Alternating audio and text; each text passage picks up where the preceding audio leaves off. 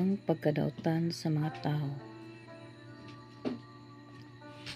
Salmo 14 verse 1 hangtod 7.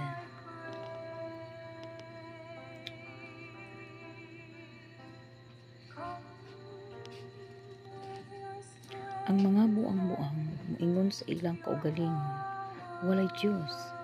Daotan silang tanan ug ngilad ang binuhatan, wala gayoy pagbuhat ug maayo.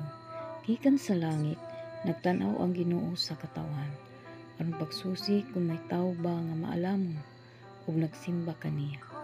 Nasalaag ang tanan ug pulos sila daotan, wala gayoy kanilay nagbuhat ug matarong.